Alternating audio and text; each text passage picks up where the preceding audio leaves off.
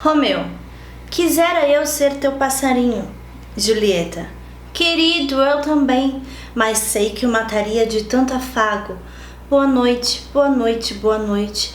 A despedida é dor tão doce que ficarei aqui te dizendo boa noite até que seja dia.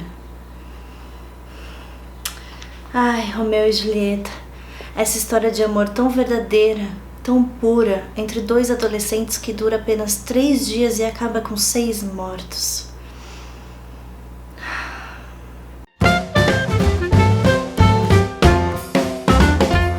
Oiê, eu sou Denise Godinho e hoje eu vou te ensinar a fazer um marzipan retirado da peça Romeu e Julieta de William Shakespeare. William Shakespeare nasceu em 1564 na Inglaterra. E olha, se você conhece a obra de Shakespeare, sabe que o cara provavelmente era um apaixonado por culinária. Sim, isso porque todas as peças dele têm algum registro de alimento. E assim, eu digo isso porque se você decidir escrever um livro ou uma peça agora e decidir escrever alguma cena em que esses personagens vão se alimentar, provavelmente você vai escolher alimentá-los com comidinhas que você gosta, porque é muito mais fácil você descrever sabor, textura e a sensação que esse alimento te provoca se você está falando de algo que você aprecia. E olha, estamos falando da era elisabetana, esse período que vai de 1558 a 1603.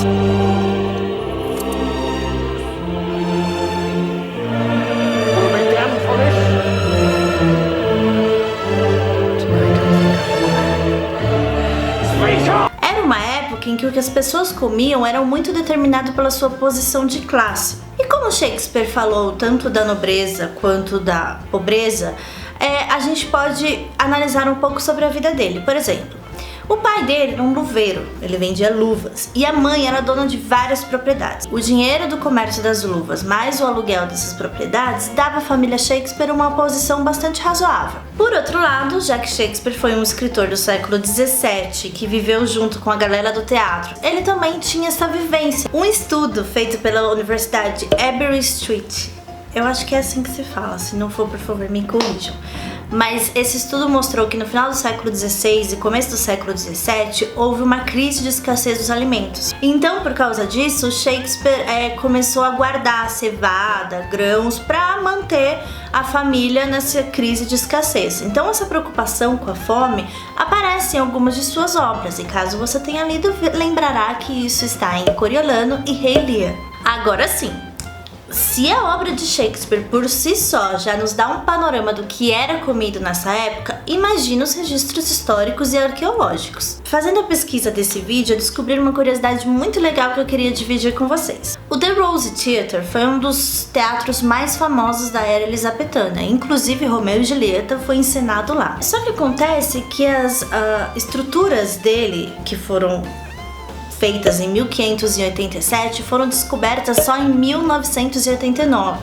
E olha, foi assim, tinha um terreno baldio lá, a galera queria fazer um prédio, começou as escavações, achou essa estrutura e falou, opa, o que é isso? Chamou o Museu de Londres, de Arqueologia.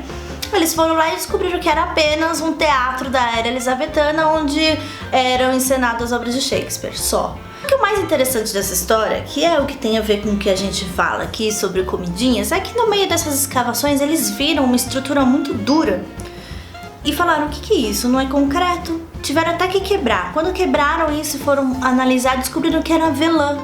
Por quê? Hoje em dia a gente vai no cinema e leva pipoca. Eu, por exemplo, não vou no cinema sem pipoca. Naquela época, a pipoca era avelã, porque o povão, que era a grande massa que assistia aos teatros, lembrando que não significa que era só o povão. A Rainha Elizabeth adorava assistir às peças de Shakespeare, ela inclusive foi uma mecena do Shakespeare. Mas o grande público era o povão. E eles levavam para o teatro frutas que eles comiam, apanhavam no campus, as nozes e as avelãs. E essas avelãs, imagina uma galera durante anos assistindo, ela caindo no chão, aí passou o tempo, com terra, ventos e tal, formou um concreto de avelã.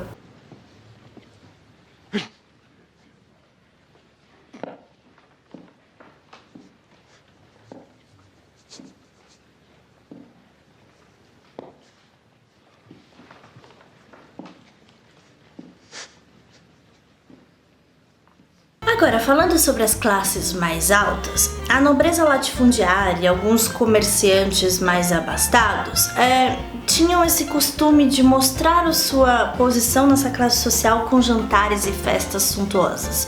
E nesses jantares eram servidos grandes assados, grandes pratos e, claro, sobremesas. Uma sobremesa famosa dessa época era o marzipan, que era ele continua sendo uma sobremesa feita com açúcar e amêndoas. O mais interessante do marzipan, que provavelmente você conhece, é aquele doce que a gente cobre bolos. Ele é uma massa que você dá pra moldar ela, né?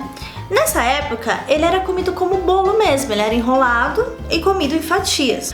Uma curiosidade sobre isso é que a própria Rainha Elizabeth adorava marzipan. Conta-se que ela ganhou de presente uma miniatura da igreja St. Paul feita com marzipan. E era tão fiel a miniatura que tinham homens feitos de marzipan, tinha tilarias, os detalhes da igreja, imagina. Enquanto a Rainha Elizabeth estava lá em seu palácio lindo e pleno, ordenando que os cozinheiros Tudors fizessem esculturas de marzipan, o William Shakespeare estava escrevendo Romeu e Julieta. Essa história que você conhece de dois adolescentes de Verona, na Itália, que se apaixonam, mas as suas famílias são rivais e eles não podem ficar juntos e acabam numa tragédia com 6 mortos. Eu não vou nem entrar na polêmica sobre Romeu e Julieta, porque... Enfim, se você acha que Romeu e Julieta é uma história de amor, você precisa urgentemente analisar o seu conceito de amor, porque estamos falando de uma obra que fala sobre ódio. É claro que tem amor no meio, né, amor desses adolescentes, mas a temática principal de Romeu e Julieta não é amor, não é uma história linda de amor. De 2 adolescentes que dura apenas 3 dias e acaba com 6 mortos. O que é interessante pra gente é que não se sabe até hoje quando especificamente Romeu e Julieta foi escrito. Porém, uma versão impressa de 1597 diz logo no começo que trata-se de uma peça famosa de Shakespeare que já foi encenada diversas vezes.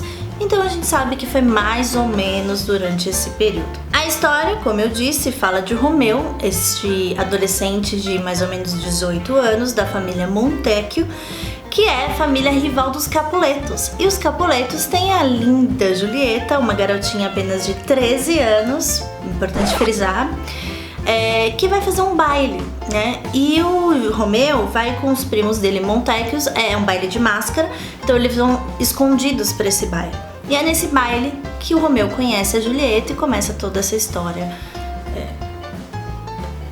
de possessão e obsessão e ódio.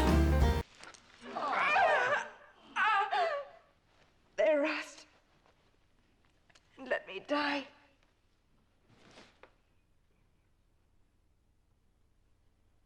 Na cena 5 do primeiro ato da peça, os empregados estão organizando esse baile. Um empregado diz pro outro: guarde um pedaço de marzipan pra mim. Como eu disse, as famílias do Capuleto eram uma família abastada.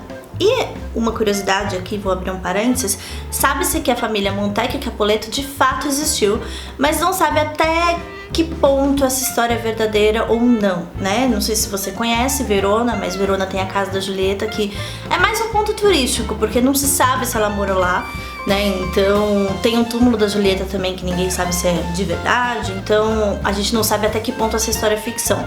Mas de fato a família Montecchio e a família Capuleto existiram e eram famílias ricas da Itália. Então justifica eles servirem marzipan no jantar. Então espero que você goste.